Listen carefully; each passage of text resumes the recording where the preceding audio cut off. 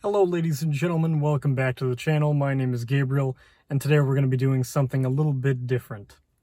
Shout out to the wonderful graduation gift I got the other day, by the way. It's the best hat. Anyway, we're going to do a bit of a throwback episode today. Taking a break from the 2020 movies as, slowly but surely things are getting filled in, but I want to take a look back, because yesterday I watched a very interesting film and I wanted to talk about it. So let's dive in to the 2012 film Django Unchained. Django Unchained is an interesting beast from the infamous and very famous Quentin Tarantino, the biggest movie nerd that is also successful in the movie business. This is one of his more recent titles, obviously, and it's an interesting blend of a lot of different throwbacks, per se. Going into this film, you expect a Western, of course, but there are elements of blaxploitation films and countless other things, but that's the biggest one that popped out to me. And that combination of blaxploitation and Western are the real driving forces of this particular film. Because back when the Westerns were the biggest thing in movies, there was a series of films called Django, but he was not an African-American character. This time, Quentin Tarantino brings the character in a very different way, and Jamie Foxx plays it fantastically. It helps that he has Quentin Tarantino's writing and directing behind him, but when accompanied by Christoph Waltz, who puts in a fantastic performance, of course, and Leonardo DiCaprio, who obviously I need not say he does a great job in this movie. Jamie Foxx definitely rides a good high. And by the end, he goes full-on blaxploitation camp, and it is glorious to see. It's also an interesting beast of a movie because it's also, surprisingly, one of Quentin Tarantino's most violent films.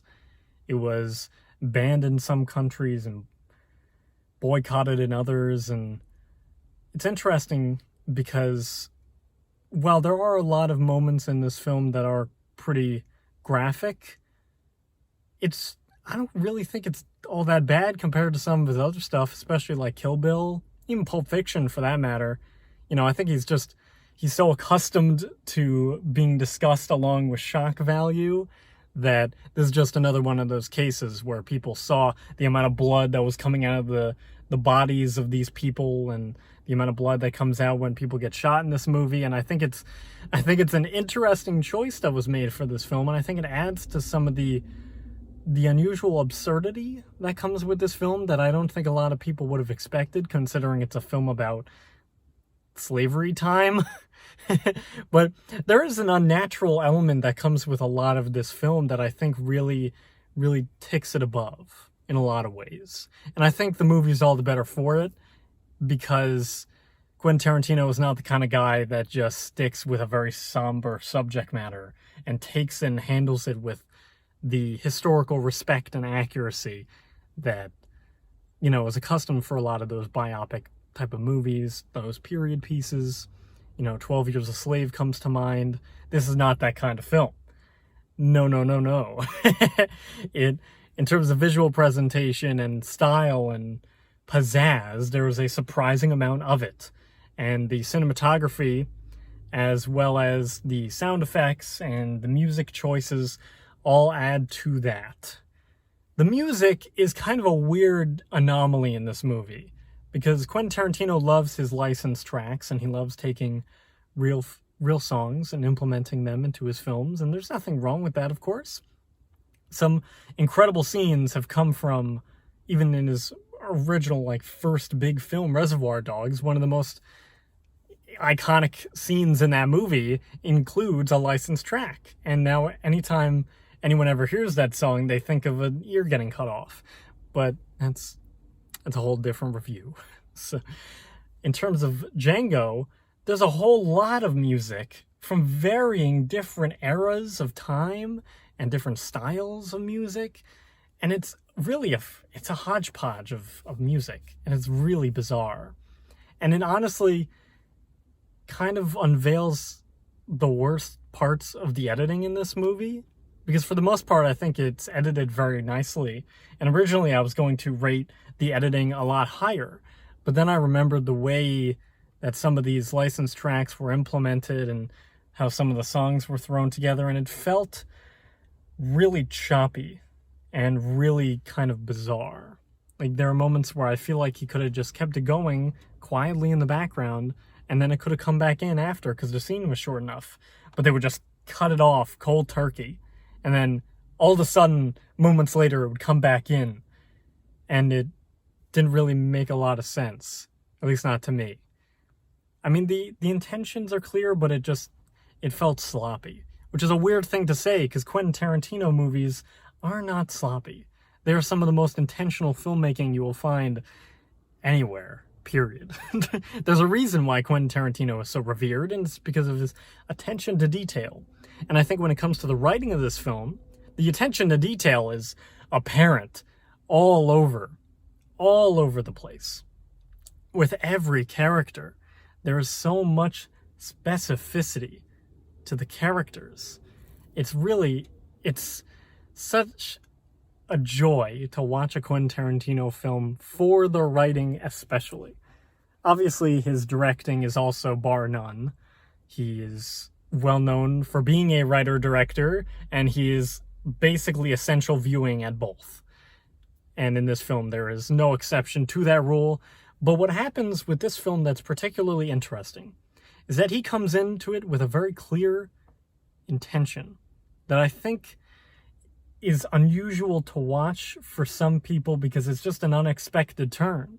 You expect a very straight-laced Western, and then things get real campy, real blaxploitation campy. And I think that was Quentin Tarantino's idea all along, because that's just how the movie looks and how it sounds and how it plays out. There's a lot of influences to that kind of style of filmmaking. There's plenty of references to the ways that classic Westerns are made as well, but I think it's interesting to see just how much influence there is in that campy, actiony blaxploitation film. I apologize for being so repetitive with my word choice, but I don't think there's another word for the kind of film that I'm talking about.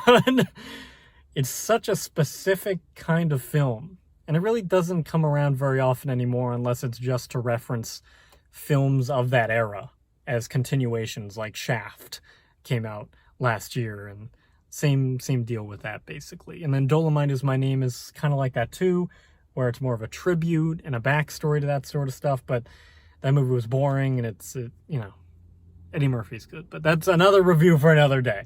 The whole point is, I was surprised by the amount of blaxploitation influence in this film, where I thought, and I remember there being way more Western. I didn't even think about all the campiness involved in this film.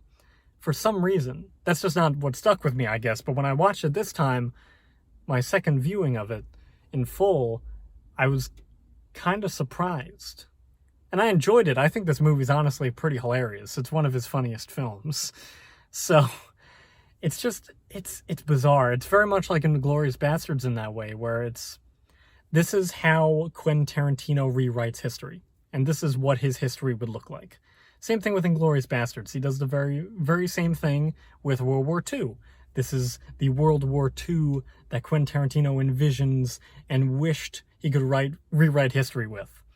And that's all fine and dandy to me, because these movies are obviously wonderful and revered in their own special ways. But I think Django is an interesting case just because of how specific its influences are and how intricate these changes are, and whether or not it sometimes works and sometimes doesn't. I think there are moments in this film where the stylistic choices are a hindrance to the story, and I think there are moments where the style really benefits. Like, a lot of the camera moves are really fun and creative in reference to that kind of campiness, where a lot of push zooms right into people's shocked expressions and faces. There are a lot of moments like that. But then there are things with the music that can get a little excessive, especially when it's not like the blaxploitation music. It's very rare to kind of get that kind of music in this movie. It's either just the licensed tracks, or the tracks that were made for the film that vary in quality Some are rap, some are straight Western music, and it kind of goes back and forth with that, which is very bizarre, which felt very weird to me. And I don't know about out of place, because like I said, it's very apparent where the influences are. So I wouldn't say they were out of place. They just felt weird being in the same movie.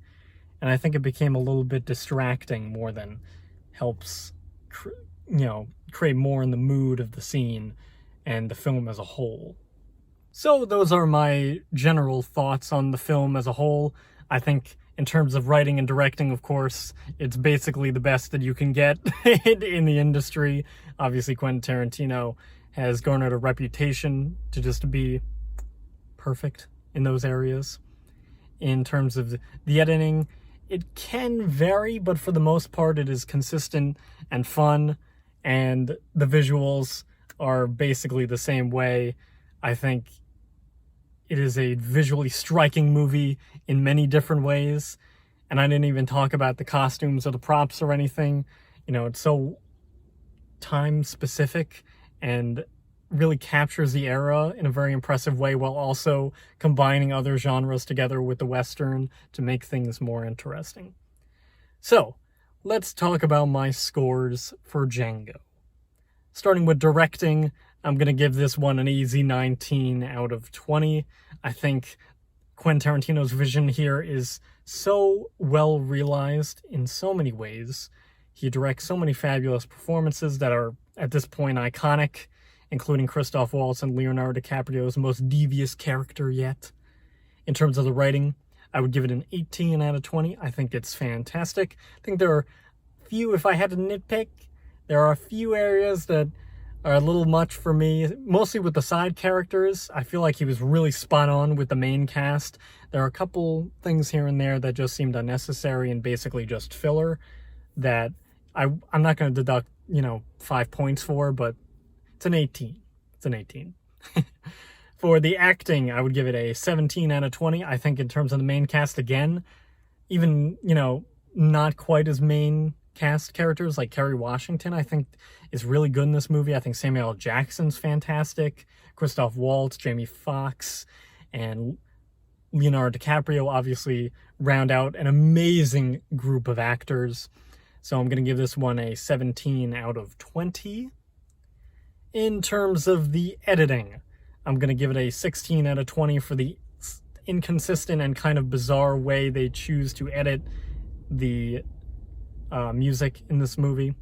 Everything else I think is spot on, and it does exactly what the editing should, and it's purposeful as well because it really adds a lot to the themes that Quentin Tarantino is trying to go for when it comes to his Western influences and his blaxploitation influences. Speaking of those influences, if we go into my visual style rating, I would give it an 18 out of 20 because, oh man, there are some great callbacks to the ways that blaxploitation films and old Westerns are shot. There are wonderful, incredible vistas that are recorded in here that just look so beautiful.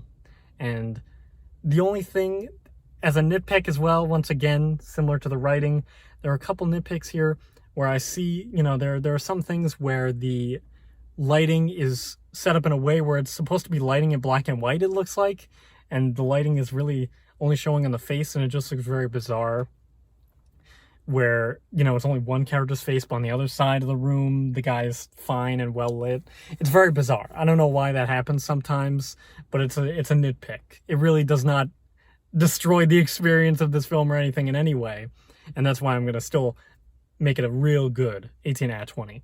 So, all that being said, putting all those bad boys together, we're going to give Django Unchained an 88 out of 100, or a 4 out of 5 stars. Thank you guys so much for watching. I hope you enjoyed this throwback. I look forward to doing some more in the future.